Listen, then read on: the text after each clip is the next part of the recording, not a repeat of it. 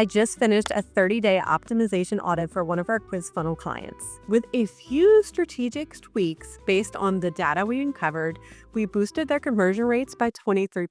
And here's what's interesting about this particular audit. Their quiz was already performing really great. Good completion rates, it had solid opt-ins, it had decent conversion. But as I always tell my clients, there's a difference between working and optimized. Now, whether you had us build one of your quiz funnels or you built it with someone else, or even if you're just thinking about building one, the same principles that I'm going to talk about today apply to you. Most quiz funnels aren't broken, they're just not fully optimized, and they're just missing a few key pieces.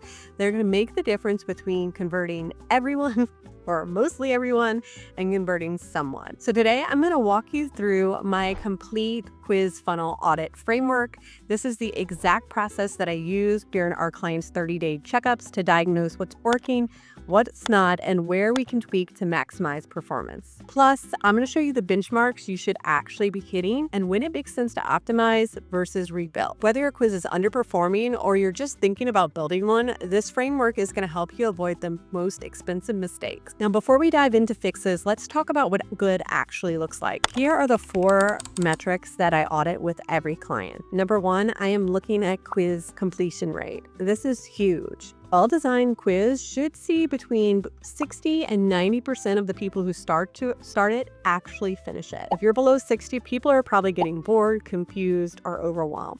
I had one client whose completion rate was at 35%, so we shortened their quiz from a whopping 25 questions down to 7, added a progress bar, and improved the flow, and completion jumped to 78% in just 2 weeks. So the next thing I'm looking at is email opt-in rate. Industry standards show that your email opt-in rate should be between 40 and 60%. If it's below 40, it means that your value proposition of the results or the lead magnet that you're asking to opt in for is not compelling enough. Or you could be asking for the email too early. The sweet spot for asking for the email is right before the end of the quiz, right before they get their results, because people are going to be most invested at that point. Metric number 3 that I'm looking at, quiz conversion. So this is where it's going to get really interested. How many people in your quiz sales funnel are actually taking you up on your offers? I'm typically looking between 2 to 5%, but for coaches and service providers, I've seen conversions hit anywhere from 15 to 50% from quiz to discovery call when the quiz is designed right. The difference is going to be in everything that you do after the quiz. So the results page, the email nurture sequence, and making it feel like booking a discovery call or investing in your offer is the real next step. Metric number 4 that I'm looking at is email engagement. So every quiz funnel should be leading to something, and every result should trigger a 3 to 5 email sequence. And when I'm looking at these email sequences performance, I'm looking for open rates above 40% and a click rate between 3 to 5%. On that first email, you should see about a 40 to 50%. If your emails are performing worse than your newsletter, that's usually a sign that your personalization is off. All right, so if your quiz numbers were lower than these benchmarks, please don't panic. Most quiz funnels that I audit had at least one major leak.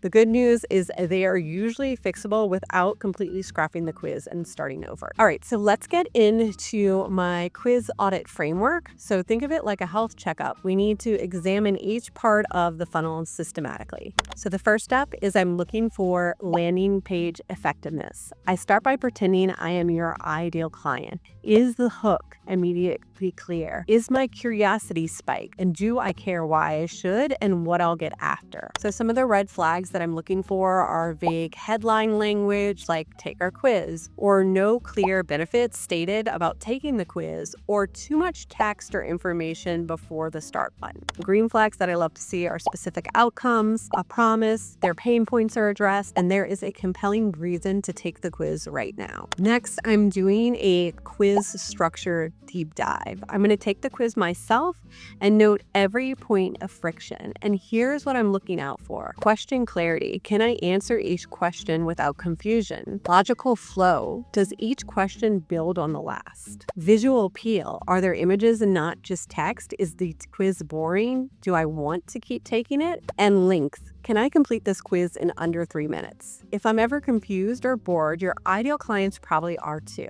So here's a pro tip. Before you launch your quiz, have friends and family take it and give you their feedback about their friction points. Step number 3 is I'm looking at that handoff moment. This is where most quizzes are going to fail. It's the transition from quiz to email opt-in, and it has to feel natural and it has to be enticing, not like a bait and switch.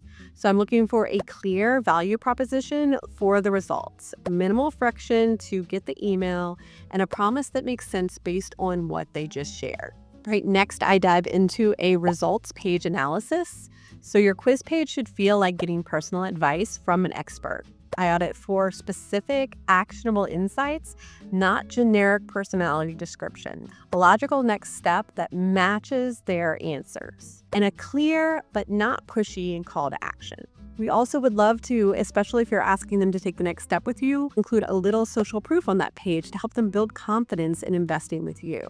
If your results page feel like a horoscope, we've got some work to do. The last and final step, and one of the most important steps, is the follow-up email sequence. I'm going to comb through every email and make sure that they feel personalized. Each one should reference their personalized quiz results. That's the beauty of a quiz, is that you can personalize the follow-up so that people feel seen and understood, and that your offer feels like the natural next steps. We also want to provide value and use a soft selling approach that builds trust. If people aren't finishing your quiz, I want you to try these first. Number 1, I want you to be ruthless and cut your questions. Every question should qualify for your offer and build trust. Number 2, use a progress tracker.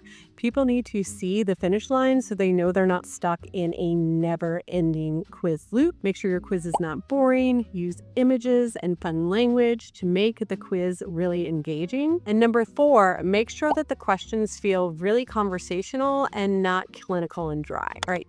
Number 2, fix. Here's how you're going to boost your opt-in rates. If people finish the quiz but don't give your email, I want you to improve the value proposition. Be really, really specific about something they're going to get or an insight they're going to learn, and make sure you use urgency or scarcity. Number 3, you may even want to show a preview of the results and give them a taste before asking for the email. Make the email feel optional or not required, so you skip that icky sales spilling part. All right, number 4 is conversion. So if you're getting emails but no sales calls, I want you to audit your CTA and make sure that it feels like the natural next step. And then I want you to look at your follow-up emails. Are they personalized to the quiz answers that they gave? Are they delivering value? Do they include social proof and testimonials from people that have worked with you with similar quiz results? Make booking or call or taking the next step feel really low pressure. You're promoting a 15-minute clarity call instead of a sales call. All right, so the number 1 mistake that I see people make with quizzes is not leaning into the personalization factor. So each email sequence, each email that they get after they take the quiz should really lean into what their results were. If your quiz is not hitting these numbers, you probably just need a few tweaks. So remember, we should be seeing a 60% completion rate, a 40% opt-in rate, and some conversion happening, even if low. Focus on improving your results page, refining your follow-up sequence, and testing different CTAs. Most quizzes that fail weren't built with strategy in mind. Trying to fix a fundamentally flawed quiz is kind of like renovating a house with a cracked foundation. Sometimes you just need to knock it down and rebuild. When I rebuild a quiz for a client, we start with their business goals and their offers and work backwards. What outcome do they want? What offers are they trying to sell? Who is their ideal client? And what is the logical bridge from quiz to offer? Your quiz funnel should feel like the beginning of a relationship with your ideal client and not just a clever tool to collect emails. When it's working right, people will finish excited to hear from you and ready to take the next step with you. If that's not happening in your current quiz, you now have a framework to figure out why that is and how to fix it. All right, so here is your homework. I want you to go through your entire quiz using this audit framework. Check your completion rates, check your opt-in rates, check your email engagement. See where the biggest leaks are. And if you find major issues or if you don't have a quiz funnel yet and you're ready to build, I'd love to help you. I offer 30-minute consultation calls where we can audit your quiz funnel. If you are a coach, a dietitian, or a wellness entrepreneur who wants to turn your experience into a lead generation system that actually converts, book a quick call with me. We'll look at your current funnel or discuss what you need to build, and I'll give you clear next steps, whether it's optimization tips you can implement yourself or a strategy for building something that actually works. Remember, a great quiz funnel isn't about fancy tech or a complicated funnel. It's about giving your ideal clients the clarity of why what they've tried before hasn't worked, building connection and trust, and giving them the confidence that your method or framework will work for them. Thanks for hanging out with me today. And if this was helpful, could you pretty please give it a thumbs up and let me know in the comments, what is your biggest challenge with your quiz right now? I read every comment and I would love to help you out, and I'll see you in the next video.